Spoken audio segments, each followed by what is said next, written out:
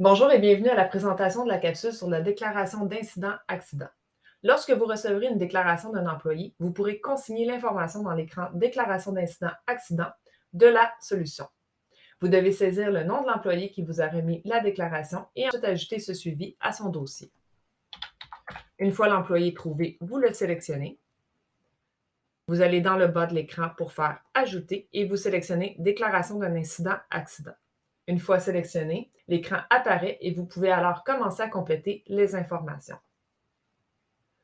Dans la section Informations générales, vous pourrez associer cette déclaration à un rapport d'accident si l'employé est en invalidité suite à cette déclaration. Il vous suffit ici de choisir le bon rapport d'accident en lien avec la déclaration actuelle. Vous pouvez utiliser la loupe.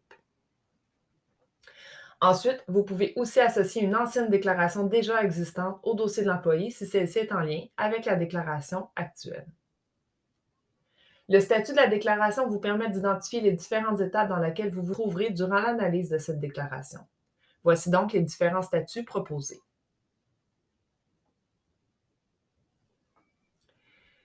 Si une déclaration de situation à risque est existante et qu'elle est en lien avec la déclaration d'incident-accident que vous êtes en train de traiter, vous allez pouvoir aller chercher le numéro et l'inscrire ici à titre de référence. La déclaration présente est-elle avec ou sans perte de temps? Vous pourrez l'inscrire ici.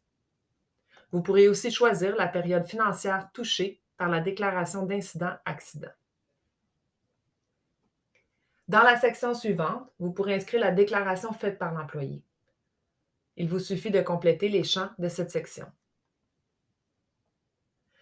La section Identification du lieu d'incident-accident vous permet de bien identifier où l'incident ou l'accident s'est produit. Il vous suffit encore une fois de bien compléter les champs. Vous avez aussi une petite section sur le gestionnaire. Vous devez saisir le nom, prénom ainsi que les coordonnées. Par la suite, vous pourrez ensuite compléter la section sur l'analyse du gestionnaire ou son représentant. Suite à son évaluation de la situation, vous pourrez alors consigner les informations à cet endroit. Vous avez plusieurs champs qui vous permettront de bien transcrire l'analyse du gestionnaire ou du représentant.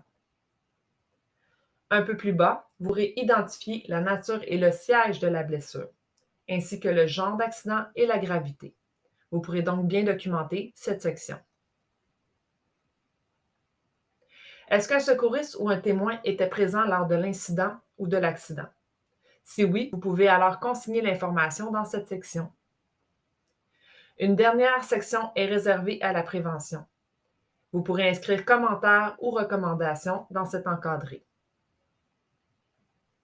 Il est important de noter que plusieurs suivis de dossiers peuvent être ajoutés pour bien documenter la déclaration de l'incident ou de l'accident. Par exemple, vous pourrez ajouter des notes, des documents fusionnés et associés, des conversations, des tâches à effectuer pour le dossier. Mais il y aura aussi des enquêtes et des analyses du risque qui peuvent être effectuées ainsi que des mesures correctives s'il y a lieu.